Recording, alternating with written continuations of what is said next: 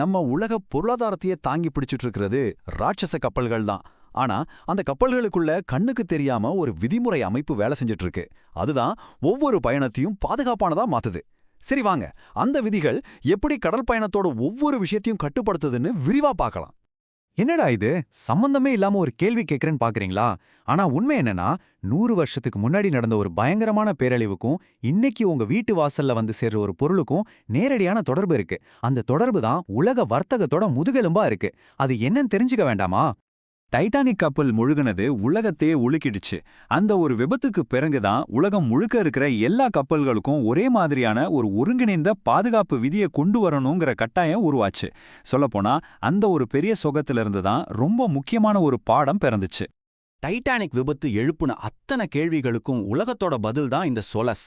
இதோட விரிவாக்கம் safety of life at sea, அதாவது கடலில் உயிரின் பாதுகாப்பு. இதோட சர்வதேச ஒப்பந்தம்.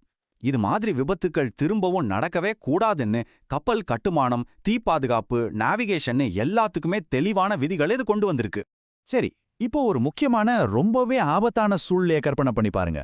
நடுக்கடல்ல போயிட்டு இருக்கிற ஒரு பெரிய கப்பல் அதோட முழு பவரையும் இழந்தா என்ன ஆகும்?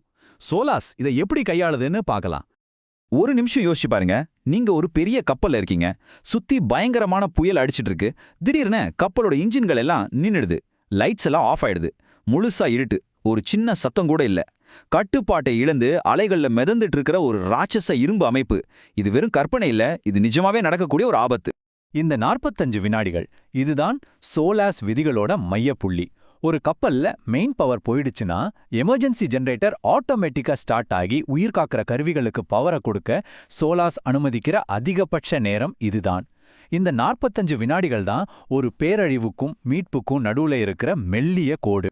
சோலாஸ் சும்மா ஒரே ஒரு தடவை முயற்சி பண்ணுன்னு சொல்லல, அது தோல்வி அடைகிறதுக்கான வாய்ப்புகளையும் கணக்கில் எடுத்துக்குது. பிரைமரி ஸ்டார்டிங் சிஸ்டம் 3 முறை முயற்சி செய்யணும். ஒருவேளை அதுவும் ஃபெயிலியர் ஆச்சுன்னா அதுக்கு சம்பந்தமே இல்லாத 2வது சிஸ்டம் அடுத்த 30 நிமிஷத்துக்குள்ள இன்னும் 3 தடவை முயற்சி பண்ணணும். இந்த மாதிரி ஒரு டபுள் சேஃப்டி எந்த சூழ்நிலையிலையும் ஜெனரேட்டர் ஆன் ஆகிறத உறுதி செய்யுது. இந்த விதிகள் எவ்வளவு நுணுக்கமா இருக்குன்னு பாருங்க. ஜெனரேட்டர் 0 டிகிரி குளிர்ல கூட ஸ்டார்ட் ஆகணும்.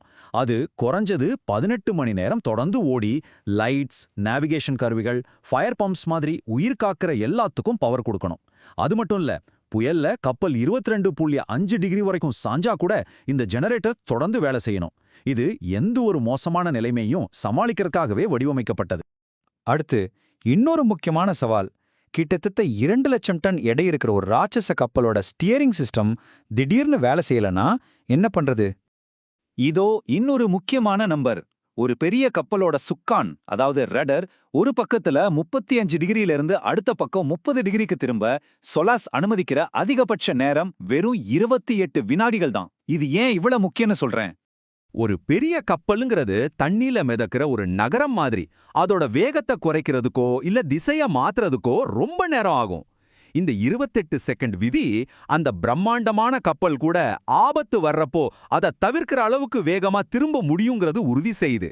இது வெறும் டெக்னிக்கல் விஷயம் இல்ல, இது மோதல்களை தடுக்கிற ஒரு உயிர் காக்கும் அம்சம். சோலாஸ் விதிகள் எவ்வளவு பெரிய வித்தியாசத்தை உருவாக்குதுன்னு இந்த டேபிள் தெளிவா காட்டுது. பாருங்க, சோலாஸ் இல்லனா ஹைட்ராலிக் ஃப்ளூயிட் லீக் ஆச்சுன்னா ஸ்டீரிங் மொத்தமா ஃபெயில் ஆகிற வரைக்கும் நமக்கு தெரியவே தெரியாது. ஆனா சோலாஸ் விதிகள் இருந்தா லோ லெவல் அலாம் உடனே எச்சரிக்கை பண்ணிடும். பவர் கட் ஆச்சுன்னா ஸ்டீரிங் தானாவே ரீஸ்டார்ட் ஆகிடும்.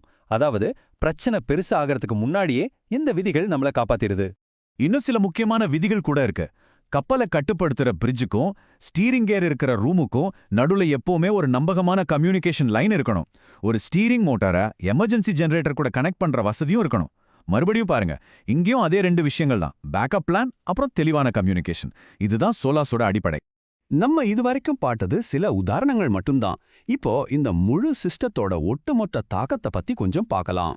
நாம இவ்வளோ நேரம் பேசின இந்த 2 சிஸ்டமும் சோலாஸ்ங்கிற ஒரு பெரிய பனிப்பாறையோட நுனி மட்டும்தான்.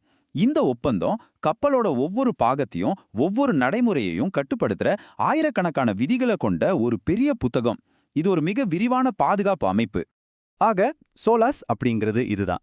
டைட்டானிக் மாதிரி ஒரு பெரிய சோகத்திலிருந்து பிறந்து இன்னைக்கு உலக கப்பல் போக்குவரத்தோட ஒவ்வொரு அம்சத்தையும், அதுல வேலை செய்யற பயணம் செய்யற ஒவ்வொருத்தரோட உயிரையும் பாதுகாக்கிற ஒரு கண்ணுக்கு தெரியாத பாதுகாப்பு வலை.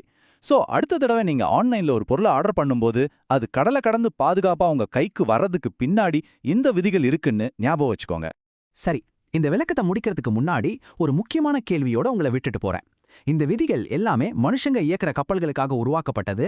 ஆனா எதிர்காலத்துல ஆர்டிஃபிஷியல் இன்டெலிஜென்ஸ் மூலமா கப்பல்கள் தானா இயங்க ஆரம்பிக்கும்போது, மனுஷனே இல்லாத கப்பல்கள் வரும்போது இந்த விதிகள் எப்படி மாறணும்?